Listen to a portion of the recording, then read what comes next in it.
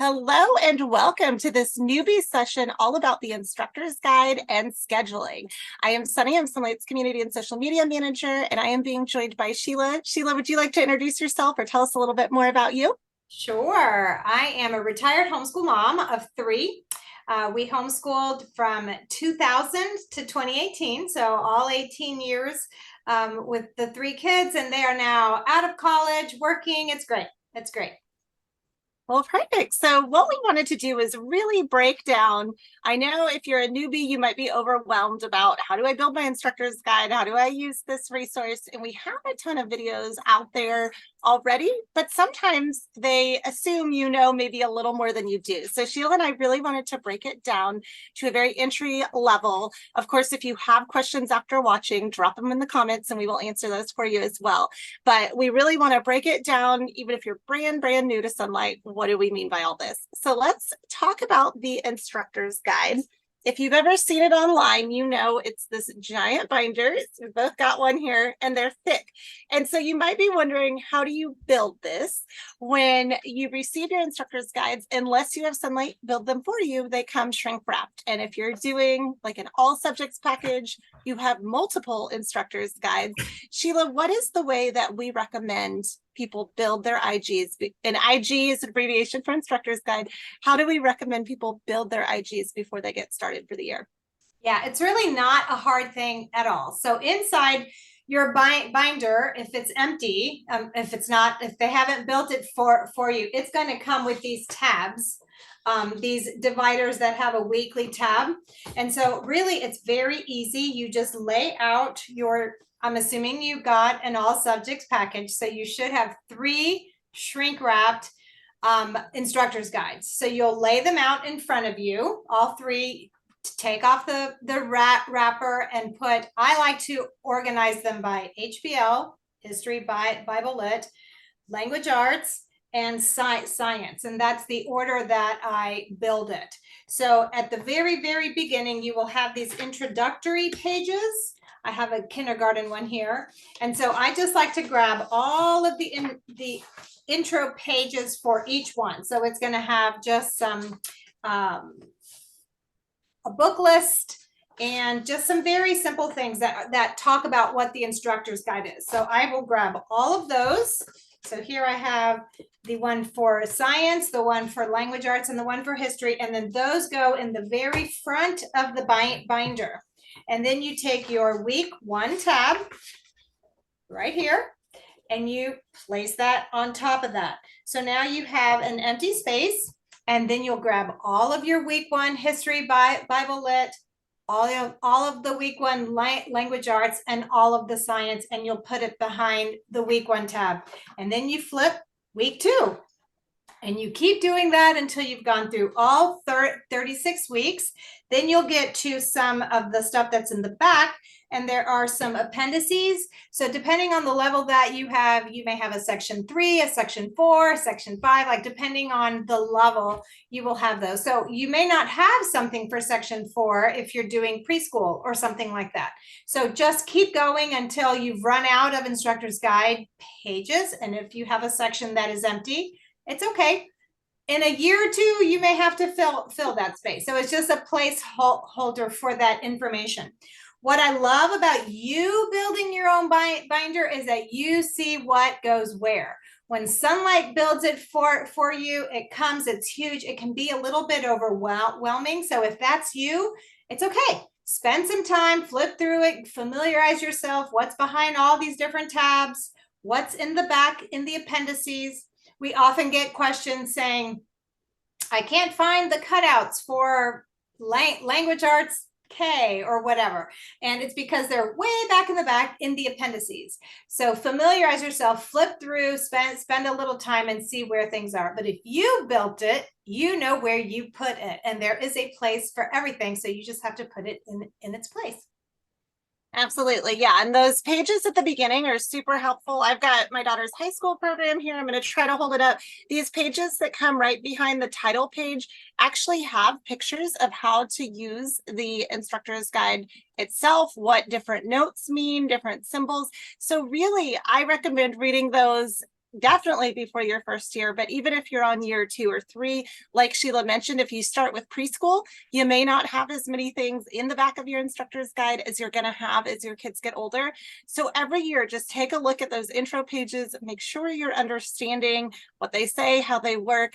Part of the reason this instructor's guide is so big is because everything is in here. You're going to have notes for everything, but sometimes it can be a little hard to find them.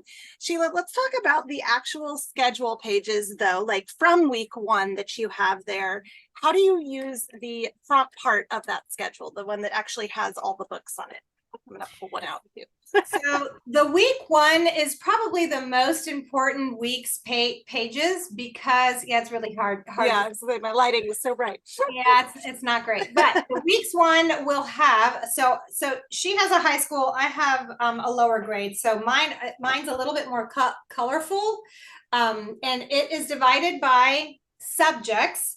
So in the history Bible lit, you will have the Bible line, the history geography line, the read aloud line, and depending again on what level you have, you may have a reader line, or you may have a separate reader schedule if you have a younger level. So in levels K through 4, the reader schedule is separate because you can mix and match it with our lower level HBLs. But beginning at level D, the reader is included on that week's page down here at the bottom. So the week 1 pages are the most important ones because that is where Sonlight gives you a little bit of background information that you need. So whether it's going to explain how to use the timeline book and where to find the figures and how to place the figures. The Bible, yes, there's the timeline book. The Bible memory work will be explained in the week 1 pages. In the language arts, that's where we explain what copywork is, why it's important, how it's done, how the spelling is set up in our lower levels spelling that comes with the language arts program. There's a set pattern that you're going to do every week. So in week 1, they explain it, and then you don't see that explanation again in weeks 2, 3, and 4. So if you don't remember, just go back to week 1. So week 1 is super important. I think it's important to get a highlighter and highlight those things that you're going to want to go back. You can also use, I love my sticky notes. So you can tab them, you can, make a spelling note or copywork information, and that way you can go back and find that information. Be sure to spend a little time in that week 1 section. Also, too, in the notes, it's going to really clearly tell you what to do as far as teaching those things. So if you're looking at your book list and you're a little overwhelmed, like, okay, what order do I do this in? Or what do I ask about this? If you flip behind it to the next page, you'll see notes written, like Sheila, you mentioned the Bible memory work, how to do that. What does copy work mean? What to do with your spelling words, all those different things. But you're also going to have the comprehension questions for those books back there. You're going to have helpful vocabulary, all different notes for like the HBL, the History Bible Literature. Now, if you're looking for read alouds or readers, those are going to be in the back in that section 3. So sometimes that is confusing for people. They look behind their week 1 and they see, okay, I've got notes for Bible, I've got notes for history, where are my read alouds? And that's just in the back. So why did we decide to do that at Sonlight, Sheila? I know you've talked in the past about ways that you've used the read alouds. Why was that an idea that came up and something that Sonlight's gone with? Well, especially with the readers, because the readers can be flexed with the different levels at the early years. They didn't want to incorporate that in the weekly because, if you got different ones, it would be confusing. But also, we tend to, as Sonlighters, our kids will say, "Oh, mommy, one more chapter," and you're like, "Okay." So often the read alouds and the readers is where you will get off. You will actually get ahead of yourself because you just can't stand it. You want to read one more chapter. So for that reason, they are separate. Also, it's very easy to take those pages and tuck them inside the book that you're doing. So whether it's the read aloud or the reader, and they're right there with you. We always did our read aloud at bedtime. That was a way that we could stretch our day so it wasn't all packed into the day. So we would do those at bedtime. We always read to our kids at bedtime. And so I was like, well, if we're going to read, let's make it a Sonlight book. And so that way, you know, I didn't have my big binder or even my working binder. I just had those pages tucked into the book, and then the book could live in the bedroom. So those are reasons that we appreciated the fact that they were not part of, you know, they were not embedded in with the HBL. Why do you like them separate? Yeah. So again, like what you said, it makes everything more portable too. You mentioned doing the books at bedtime. We like to take the read alouds with us when we leave the house. And I don't necessarily want to carry the whole instructor's guide with me, or even, you know, in a working binder, like you said, and we will explain what a working binder is as well, for those of you that are wondering that. But sometimes that's just too much. And you might just want to take one book with you outside, and having those notes available is super helpful. But I love, you mentioned a couple of things that I think are great points to note for people. One, if you get ahead or behind on a read aloud, that's totally fine. You do not have to stick to day one in one day on your instructor's guide if you don't want to. If you want to move ahead, or if you're kind of falling behind in one or two books, also fine. You are in charge of your homeschool. That's totally fine. You also mentioned reading at bedtime. You do not have to do everything only during your school hours. I know for us, read alouds, oftentimes we consider them kind of the icing on the cake. We do not have to do them as part of our school day. They're just really good books. And I love what you said about, yeah, if you're going to be reading a bedtime story anyways, make it a Sonlight book. And so those were two things that you just brought up there that we will talk about scheduling in a little bit as well, that make it super easy. Now, I know sometimes though people are intimidated by the amount of notes that Sonlight gives you, whether it be the vocabulary or all the comprehension questions. And like I said, there is so much information in here that you have it if you need it. But do people have to ask every comprehension question? Do they have to quiz their kids on those vocabulary words? What is the purpose of those, and how are you actually supposed to use them when you're teaching your kids? Yes, absolutely. Every single question, I'm coming to your house to make sure that, no, I'm kidding. I'm absolutely kidding. No, so we like to say that Sonlight is a buffet, and if you ate everything on the buffet, you would explode.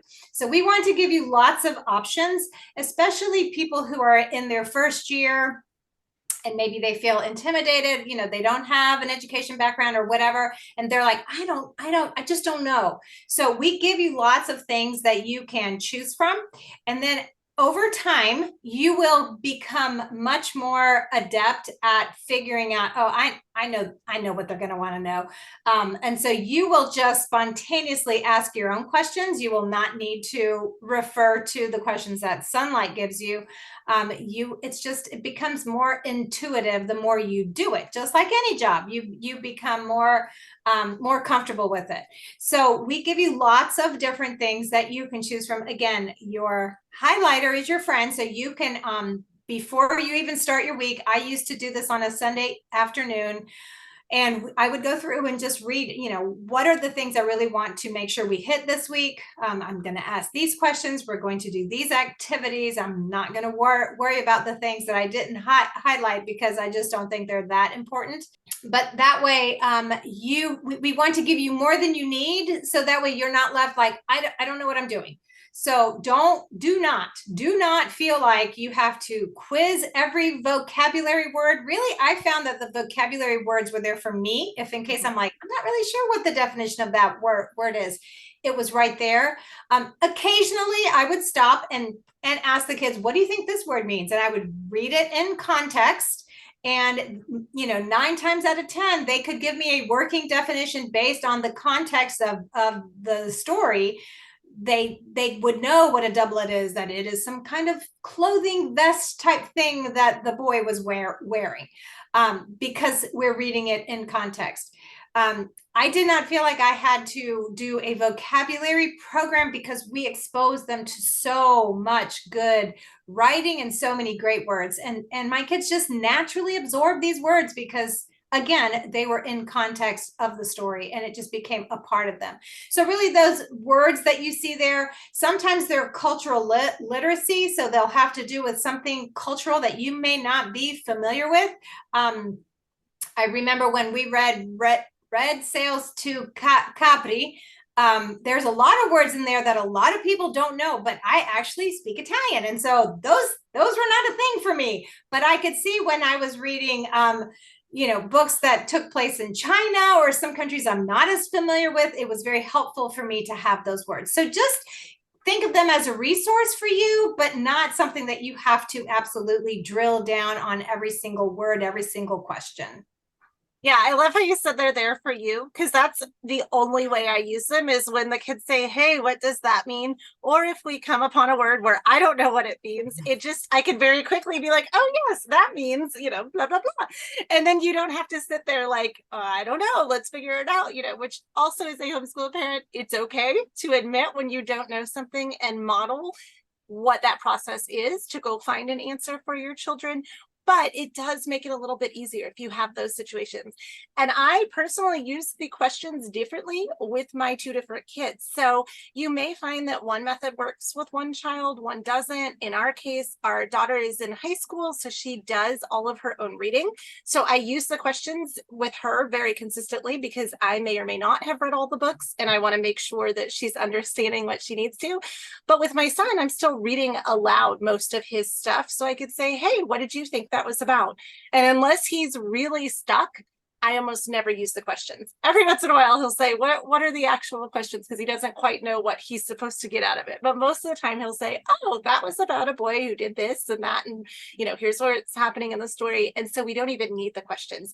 So again, use them as a resource if you want to, but do not feel like you have to read every single one or you're overwhelmed. There is enough information in most of those questions. Like I said, if you haven't even read the book, you can have an intelligent conversation about the book, but you don't need to use them if it's overwhelming for you. Yeah, Sunny, that's a great point. I often did not use the questions. I used a technique called narration, where I would just have my kids tell me back the story. Because if I asked them a very specific question about what was the boy wearing? What color was the boy's shirt? He might not remember that one detail, but he could tell me tons of detail about what the countryside looked like and what the animals were doing and things like that. That maybe I'm not asking that question. So I found that narration is actually a better way to determine their comprehension, because I could judge by how well they were able to tell me back the information, whether it was science, whether it was a story, historical fact, or a person. If they were struggling to give me some details, then I was like, I don't think you were paying very close attention. Maybe your mind was drifting on what we were having for lunch. But if they're, eager and quick to give me detail, and then this happened, and he did this, and and they can follow the plot line, then I know that they were paying attention and that they were able to get out of it what was appropriate for their age and their level. Exactly. Yeah. So don't freak out if your child can't answer the questions, because like Sheila said, it could be that the question is asking something specific that they didn't hone in on that detail. I know my son is that way with character names. He will often forget what the name of the character was. But so if you say, what did Tom do in this situation? He'll be like, who's Tom? Even though you're halfway through the book. But then if he's just narrating like what Sheila said, he can tell you a lot more. So yeah, don't freak out if that happens. You will very quickly realize the personalities of your kids and if they're tuning out. If they are, I used to just redirect after every paragraph and then after every page, and then you could go a couple of pages, because I do have one like that as well that will tune me out and be off in another creative thought that has nothing to do with the story. So you'll quickly learn those things, and feel free to modify your approach based on that child and what they need. Let's talk about the timeline and map points, though. Those are labeled on the schedule, but people consistently get confused about what do I do? When I see the little globe on my instructor's guide, that means there's a map point. I've got my working binder here with level D, and you get these maps that come with all of your programs, but what do you do with that? How do you use the bigger markable map? This is always very confusing early on. Yes, we do have a separate video that dives deep into the markable map. So if you want more information, you can look for that and you can ask us for it, and we can share that with you. But briefly, your instructor's guide pages will have these symbols, and they're down at the very bottom. They show what the symbols mean. So there is a globe, and that tells you there's a map point. There's a little person, and that's the timeline figure. And then there's a clock, and that's a timeline suggestion. So for the map, when I am looking here, I'm on week 2 of level K. It's telling me that there's a globe. So it's telling me that there's a map point under day 5 and day 6 of heroes and happenings. So that means I'm going to go to my notes page. So I'm going to flip over from my schedule page to my notes page, and it's going to tell me what those are. So for day 6, the mapping points are Massachusetts, Plymouth, Malaga, Spain, and England. And for each one of those, it's telling me either a map. I mean, it will tell me both a map. So map 2 for Massachusetts and Plymouth, and map 4 for Spain and England. And then there are coordinates. So C9 for Massachusetts. So you will go to map 2 of your little map, the one that, yep, that one there. So you'll find map 2, and then you'll do C9, and it'll point out where Massachusetts is. So that is your answer key map. That is going to show you on that little map where that place is. Now, you may know where Massachusetts is, or where Plymouth is. You may not know where Malaga, Spain is. So you may want to look that one up. But for sure, show your child, so that then what they will do is they will locate that map point on the big map, the big markable map that folds up that Sunny has right there. So the markable map will have 2 sides. One side has the United States and one side has the world. So when you have something like Massachusetts and Plymouth, you will label that one on the US side. And when you have Malaga, Spain, and England, you will label that one on the world side. So your map comes with wet erase markers. They are wet erase, so that way they don't smear and smudge.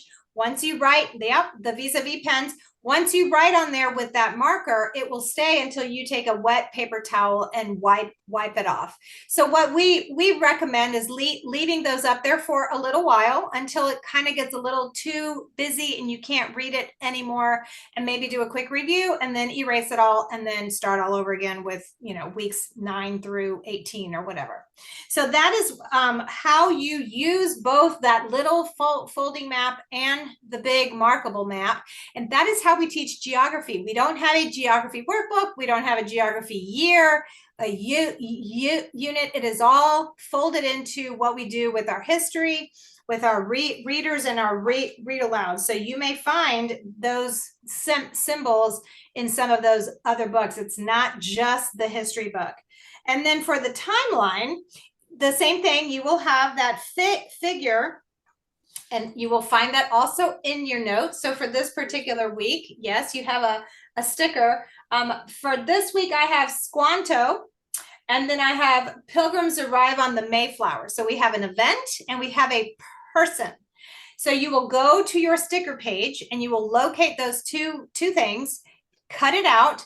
I highly recommend that you trim as closely as possible. I started with like nice big squares, but you will build them over time. They will go into your book and they will start to get really crowded.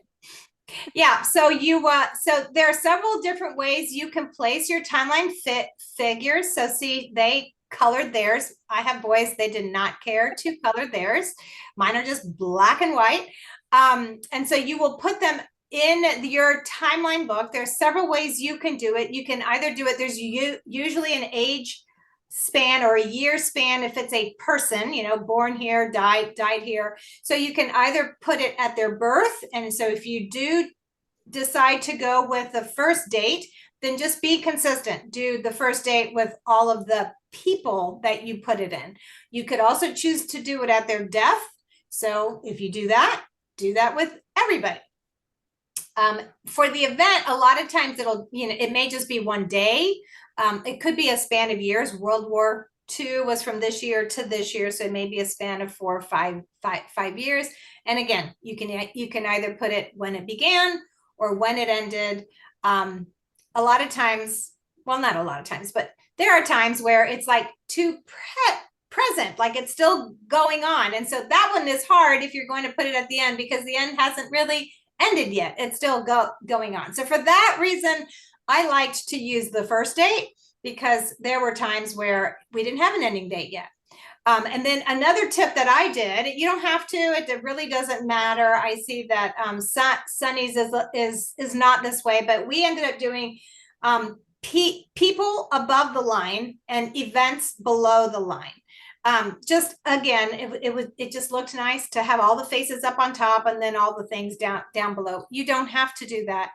You can also write things in. So when there is a timeline suggestion, so when there's the little clock symbol, it's telling you do not have a sticker. You can just write that thing or person in, that event in. So you will see on Sunny's book, she has some stickers, some writing, and that's just because of the way, if we gave you all stickers, you would run out. You would need volume 1, volume 2, volume 3. And another thing, we liked to personalize our timeline book by adding the birth dates of each of my kids. So once again, that was at the beginning because they're not dead yet. So we put their birth date, we put our birth dates, their grandparents' birth dates, anniversaries of weddings, birth dates of their pets, things like that, because I wanted my kids to know that this was relevant to them, that they are also on the timeline. Like they are part of history. They are making history. And so it's not just for people that they don't know, it's also for people that they do know. So you can choose to do that.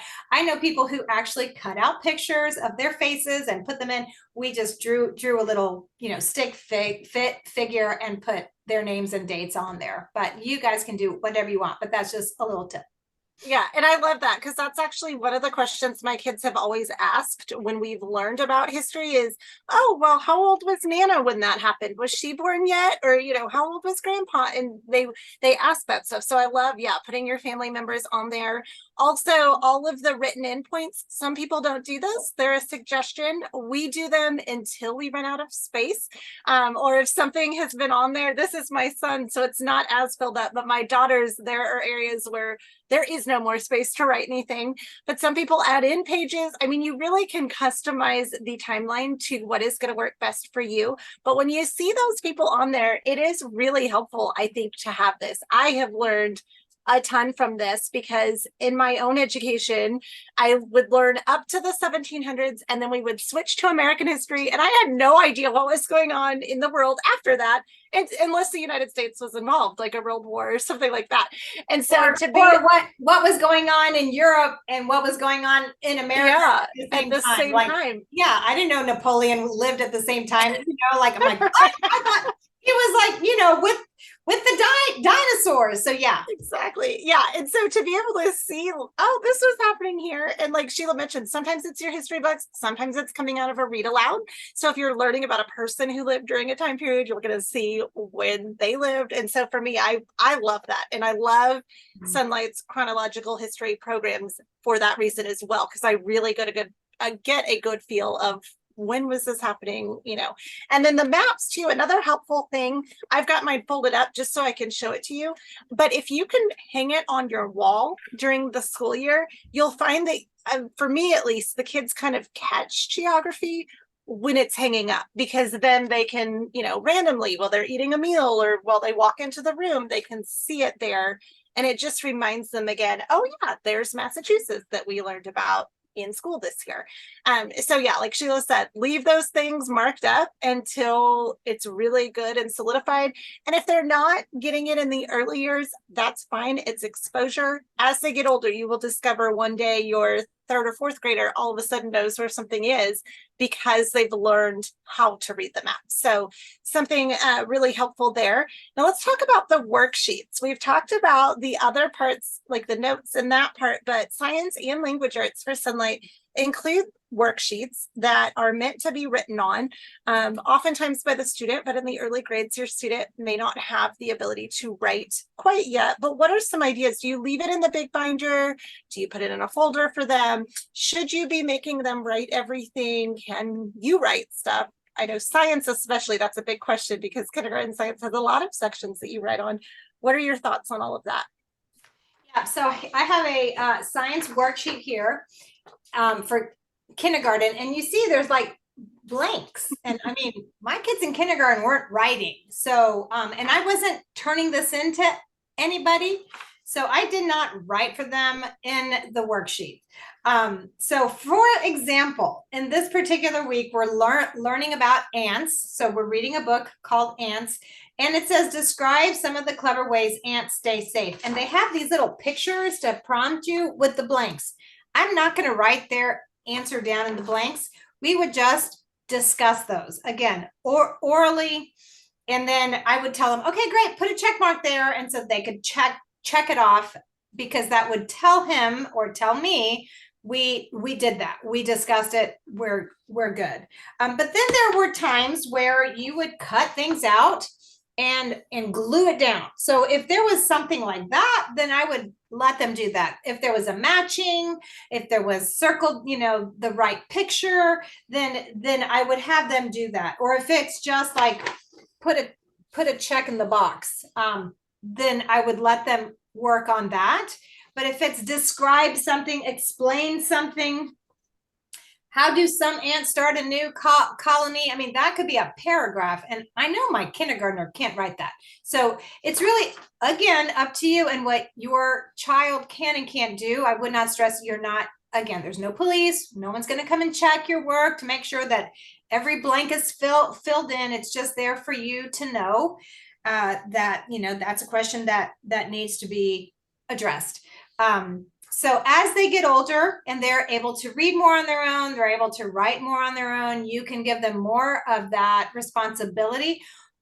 Science is one of those non-skill based subjects, so you can combine them if they're within three years. So I definitely took advantage of that. So the way I did the science activity sheets was each child had a clipboard and they would have their worksheet. You can buy just a second set of consumables. It will come with one set. You can buy just a second set. It is worth it. It's less than 20 bucks. It's color, it's printed on both sides, it's already punched. It's worth your time to not sit there. You have the copyright to make copies. You don't have the time. Just buy the second set. So, so each child would have their own, and then I would have them read the first question, and then I would read aloud to both of them, even when they were in like 3rd and 5th grade, because I was involved and I needed to know what was going on, and I didn't want to read the book separately myself, and I was doing it with two kids. So I just read it out loud, and then each child would take turns reading what the question was, and they would listen for it. And what I found over time is that I was actually training them to take notes. Like they were listening for certain things. Just like in college, you are listening for certain things and you're having to write those things down. So by knowing what they were listening for, describe some clever ways that ants stay safe, and then I would read. Then when we would get to that part, they would be like, okay, mommy, stop. And then they would write their answer down, or we would discuss it depending on the length of the answer and the level of their age. And then I'd be like, okay, great. Now read the next question. They would read question number 2. I would move on with the reading until we were done with the assignment for the day. So that's how I did science. Did you do it any differently, Sunny? Because I know that you didn't combine. Right. My kids are too far apart in age that, I never combine them.